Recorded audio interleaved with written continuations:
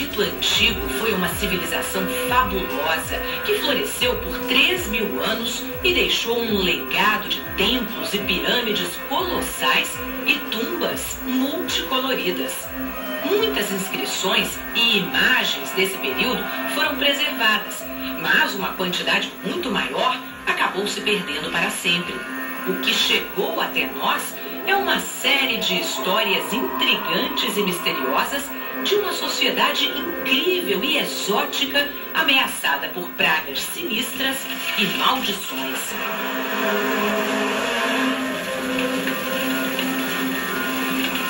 Duas dessas histórias trágicas estão impregnadas na nossa imaginação: a maldição da múmia e as 10 pragas do Egito.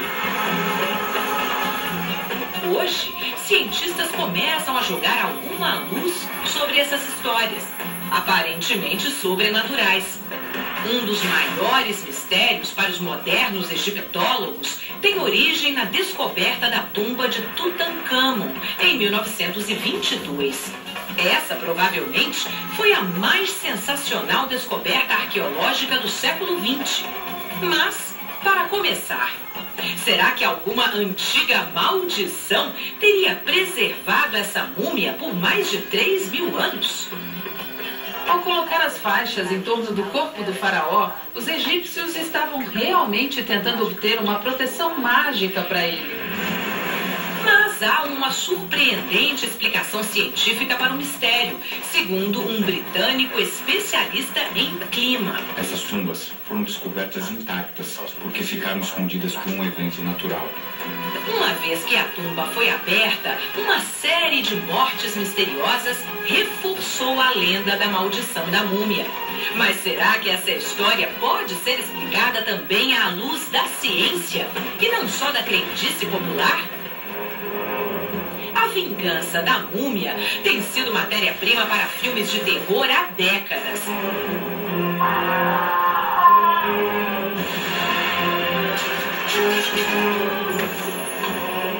A mais lendária das maldições é a de Tutancâmon. A história aumentou ainda mais o fascínio gerado pelo menino rei.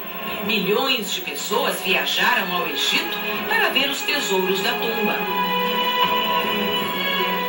Uma explicação para esse grande interesse data de 3.000 anos atrás, quando Tutancâmon, então com 9 anos, sucedeu seu pai, Akhenaten, durante uma rebelião religiosa no Egito.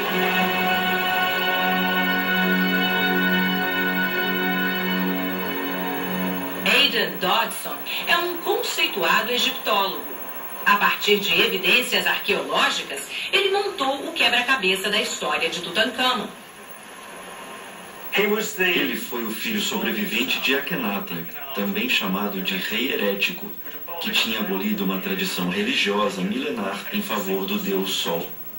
O jovem faraó se propôs a restaurar a adoração aos antigos deuses egípcios, mas ele morreu misteriosamente 10 anos depois de subir ao trono. Horemheb, um rei que governaria mais tarde o Egito, apagou o nome de Tutancâmon dos registros oficiais. Um bom exemplo dessa prática foi o que aconteceu no Templo de Luxor. Lá, as imagens de Tutancâmon permaneceram intactas, mas o nome real foi cuidadosamente raspado dos anéis ovalados, e o nome de Tutancâmon foi substituído pelo de Horemheb. Horemheb's names carved in the place of Tutankhamun's. Como as referências a Tutancâmon tinham sido removidas, não é de estranhar que os arqueólogos tenham demorado tanto tempo para encontrar a tumba dele. Mas por que esse local não foi saqueado na antiguidade? Registros em papiros descrevem uma inspeção no Vale dos Reis, inclusive nas tumbas da dinastia de Tutancâmon. Esses papiros provam que tumbas foram saqueadas ainda no tempo dos faraós. Um desses documentos está no Museu Britânico, em Londres, onde trabalha John Taylor, chefe da seção egípcia. Sabemos que muitas tumbas provavelmente foram arrombadas logo depois dos funerais.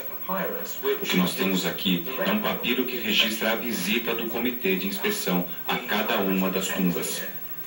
Uma delas havia sido saqueada. Temos até o registro das palavras do saqueador, contando como fez isso usando passagens subterrâneas. Há menção também a amuletos de ouro que estavam no pescoço do rei. E é quase inacreditável que hoje a gente tenha um desses amuletos aqui no museu. No tempo dos faraós, o roubo de tumbas era uma coisa comum. Nas paredes havia maldições escritas justamente para amedrontar os ladrões com ameaças terríveis. A professora Salima Ikram, da Universidade Americana no Cairo, participou de várias escavações no Egito. Este hieróglifo nesta tumba é uma ameaça. Se alguém entrasse indevidamente aqui, a alma do dono da tumba, o grande conselho do além e o próprio Deus iriam punir o intruso. Essa ameaça é até rara. A maioria das tumbas faz referência a crocodilos devoradores de homens, hipopótamos, escorpiões e serpentes. Mas neste caso, o que temos aqui é um poder sobrenatural que irá punir quem se aventurar a entrar na tumba. Os trabalhadores no Egito Antigo levavam uma vida difícil, muito distante do esplendor e da pompa que cercavam os faraós. A tumba de Tutancâmon, repleta dos mais fabulosos tesouros, deve ter sido uma tentação para os ladrões. Sabemos que ladrões entraram na tumba logo depois do ritual funerário. Por que, então, eles não levaram os tesouros?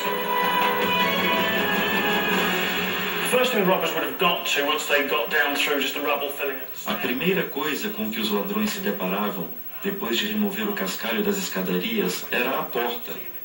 Basicamente, era um reboco com estampas do Chacal, que é o deus dos embalsamados, com 9 figuras abaixo dele, que representavam os inimigos do Egito. O Deus protetor dos mortos é claramente um amuleto.